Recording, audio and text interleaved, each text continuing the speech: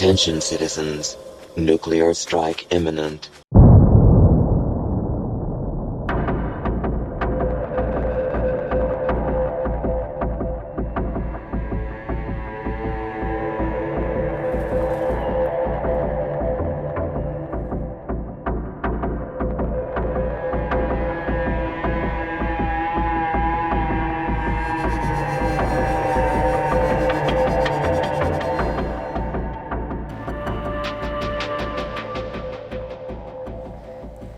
What's going on, guys? Crafty Rick here from the new Red Rocket Garage Workshop. Today I'll show you how I made the original endgame boss for Fallout 76, the Scorchbeast Queen. Let's get to it. Alright, we'll begin with this alien resurrection figure, which I am heavily going to modify. I begin with some wrestler's arms that I'm going to sculpt with a two-part epoxy to make them look like the claws from the Scorchbeast Queen. I start by shaving off the excess plastic on these bulky arms.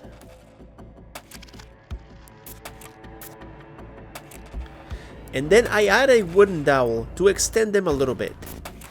With the two-part epoxy, I go back to the arms and start sculpting them properly in order to hide all the imperfections from shaving off the plastic.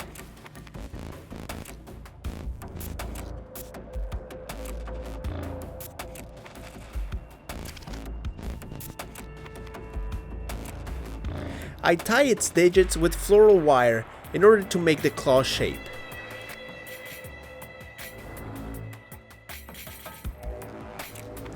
After analyzing the range of motion of the arms, I decided to shave off some of the plastic on the torso to make the arms come up a little higher for the wings. We force the alien out of this dab and check the mobility of the arms. It all looks good at this point.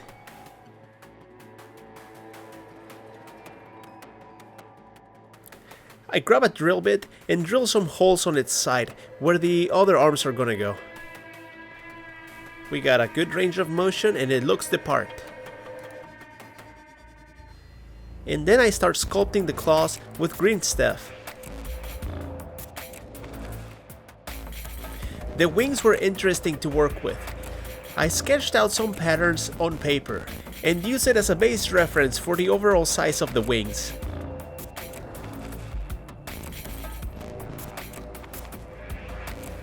Then I used some copper wire reinforced with floral wire in order to extend the arm and make it into a wing.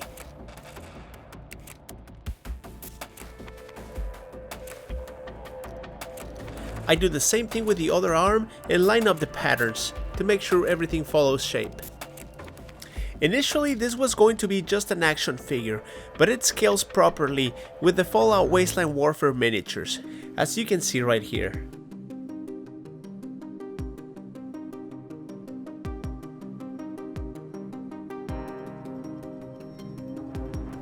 Now I start working on the wing flaps. I trace my pattern on some canvas, and then I just cut it out with scissors.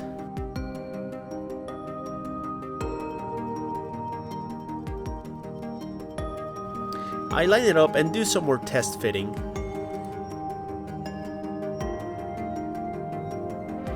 Before I continue working on the wings, I mix up some of that green stuff I spoke about earlier and continue sculpting the remaining structure of the wings.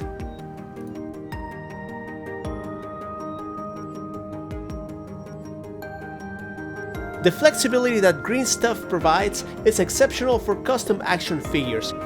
Once the epoxy has fully cured, I can continue working on the wings, so I go back and cut the pattern I was working on earlier.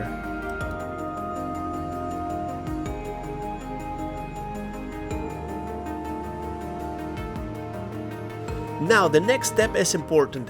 I'm gonna use latex rubber and fabric paint. Latex rubber is used for molds, masks, and FX makeup. In this case, I decided to experiment with its qualities, and I'm happy with the results. This was an idea I had floating around in my head for the wing structure. I mixed at different consistencies until I was satisfied with the main brand effect I got.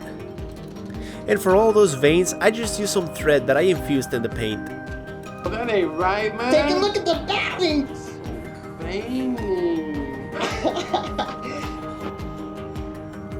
I take out my portable Mr. Handy Cutter so we can carve out some channels on the wings in order to be able to superglue the wing membranes later.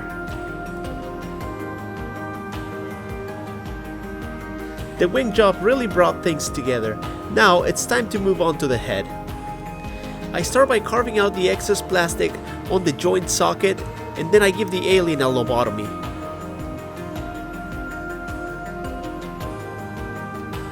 In order to make the head fit, I use a drill bit to carve out a new hole for it. And then I cut off some more excess plastic on its back hump.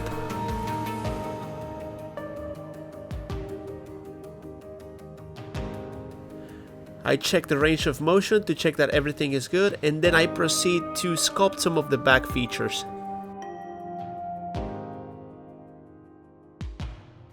I use wooden dowels for this step. We're gonna come back and sculpt over them later.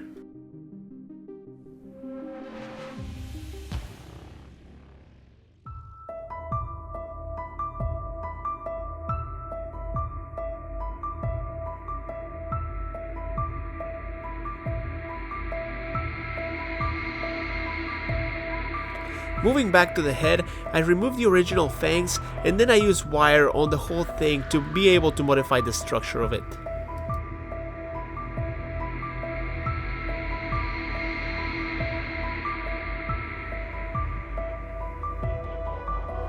Once the wires are in place, I use the two-part epoxy and sculpt over them.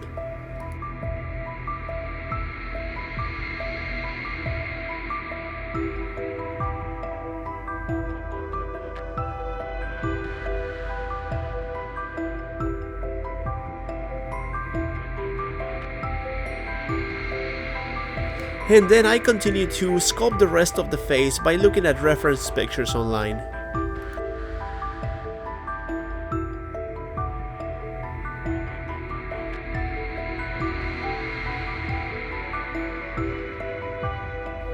For the talons on its feet, I use green stuff, and then I move to the extruding parts on its back and do the same thing.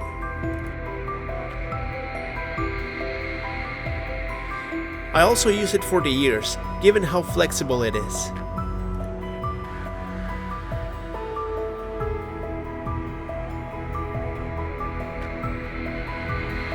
And there it is, the base figure for it. It can easily snatch one of these Wastelanders.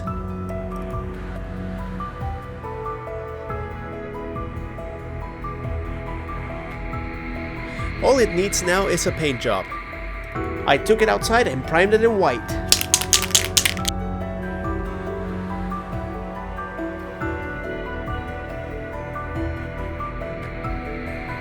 Once the primer has fully dried, I lay down a coat of Bugman's Glow.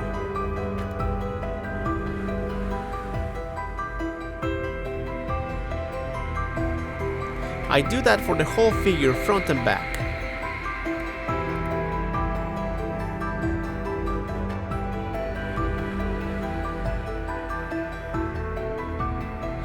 I remove the protective tape I put on the membranes before priming, and to my surprise, it's a perfect match in color.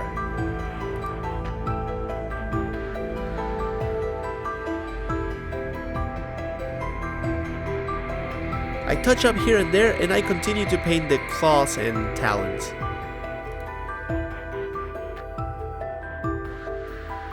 I mix up and apply crimson and Rakeland flesh shade to highlight some of the features on this figure. I ended up applying it to the wings as well.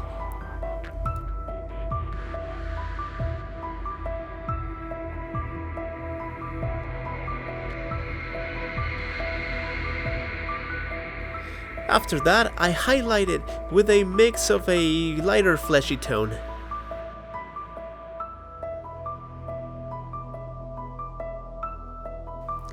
It's only a few layers of paint, but they really help bring out the detail on this figure.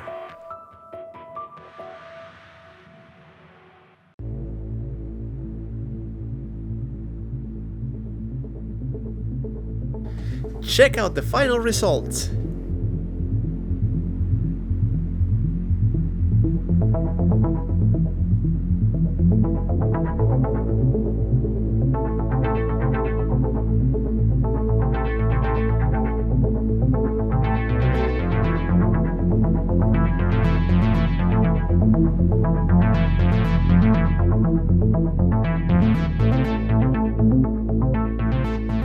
And that is it for this one. Thank you all very much for watching. I appreciate your support, and I'll see you on the next one. Bye.